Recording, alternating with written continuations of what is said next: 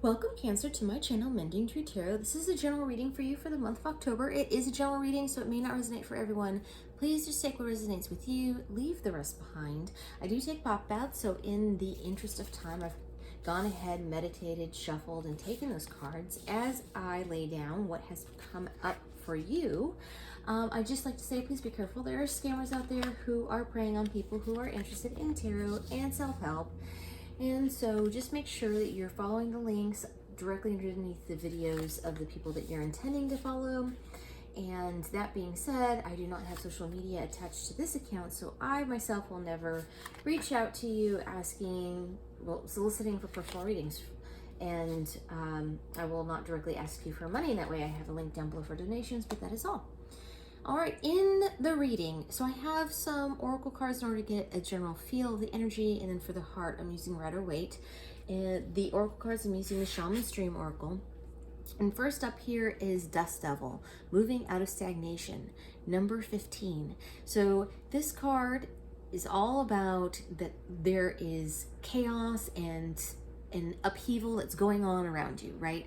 And it will seem chaotic, for lack of a better term, and it might be kind of scary because there's just all these changes that are happening and all these things that are there's just a lot of action that's happening. And know that these things are good, because what ends up happening is that there's truths that are revealed.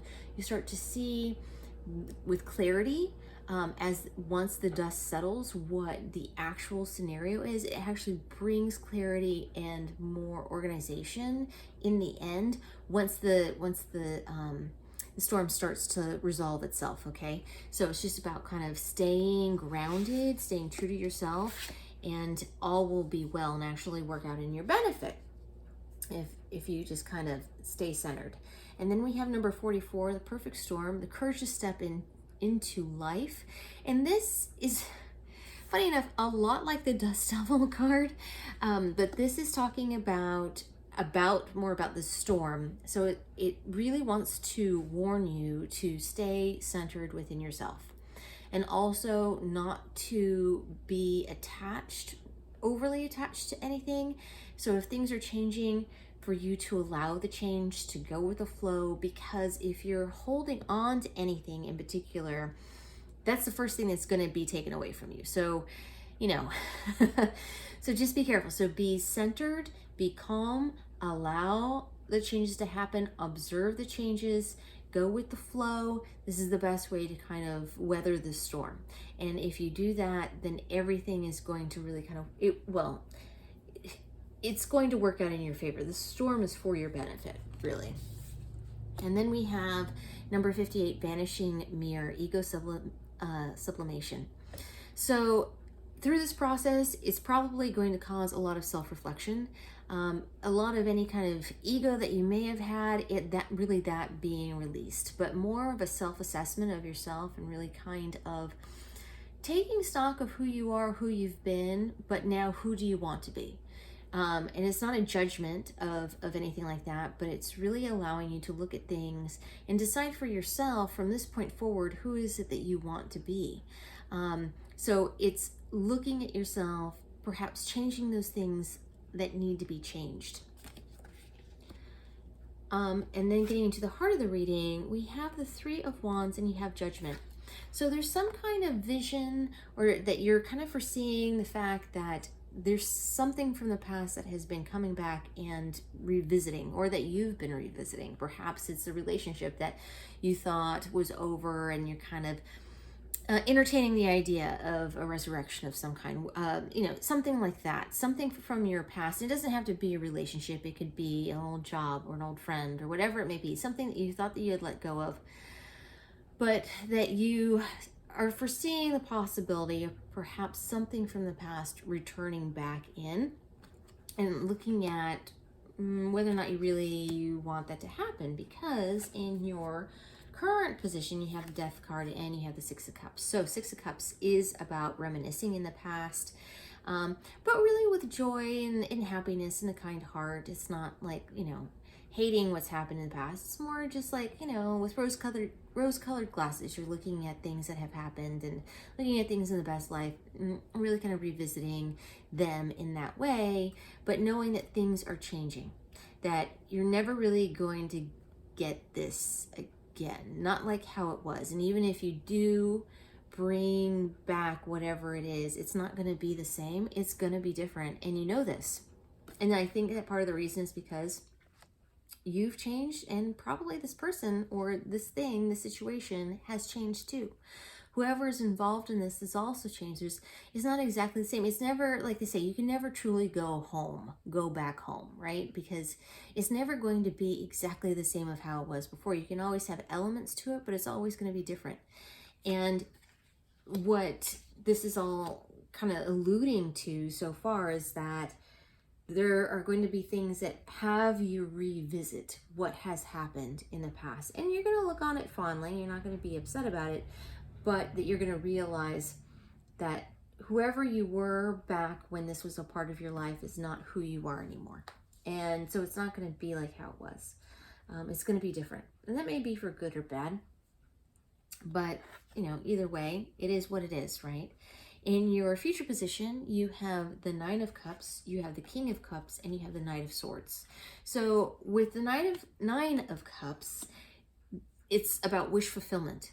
But also, just to make sure, don't become too complacent or lazy, because oftentimes when we get everything that we ask for, then we have no want to work for it anymore, right? So just be careful of becoming complacent with the fact that things are starting to work out for you. Still continue to do that work, right? Don't rest on your laurels, as they say.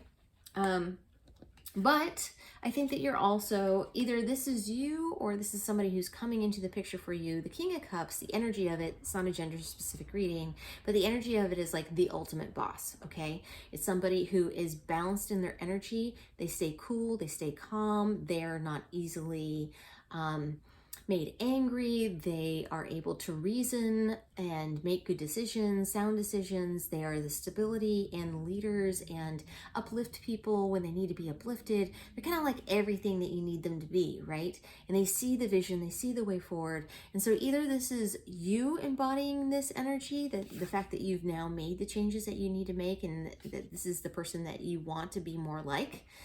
And so that is what you're embodying, or that this is somebody who's coming into your life in this way. With the Knight of Swords, this is fast acting energy. This is information that's either helping you achieve this, or whoever this is coming into your life really quickly. But it has a lot to do with like fast action with this new beginning. So right now, it may be a little bittersweet, the fact that you see that there's these changes, because you have no bad feelings about whatever it is that's revisiting you again. And, it may be nice to kind of visit with it again, but it's time, and that there's new beginnings here for you. And once the chaos starts to settle down, you're really going to be able to make the changes that you need to make for yourself to be the person that you want to be. Okay, I am going to pull some oracle cards for you to get some advice. I'm going to use the Earth Wisdom Oracle deck as well as the Archangel Michael deck by Doreen Virtue. Thank you, Spirit Guides, Guardian Angels. What advice do you have for Cancer for the month of October, please? We're looking for one card for Cancer, and we really appreciate all of the messages thus far.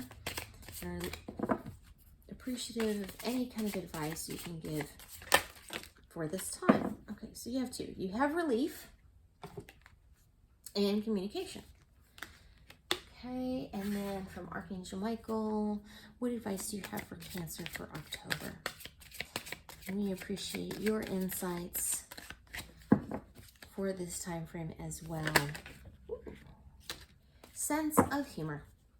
Okay, so I'm going to read from the book on these for you so you can get a really clear picture. So relief is number 22. With these wisdom cards, they actually give a plant and a stone to kind of help. So relief, lemon balm, makes things easier to bear, eases an overwhelming sense of responsibility, and lightens a too serious mood. The stone is rhodonite. It aids in restoration and recovery. You've been carrying a heavy load for too long now. The overwhelming sense of responsibility has grown out of proportion to the reality of the situation. Relief is at hand. All you need to do is reach out and grasp it. But in order to do that, you must release what you are clutching. Let it go. You don't need to carry it anymore. The quote, "I have carried the burden for long enough. It is time to let it go. I release the burden to the divine and accept the relief that comes as I let go. I let myself rest."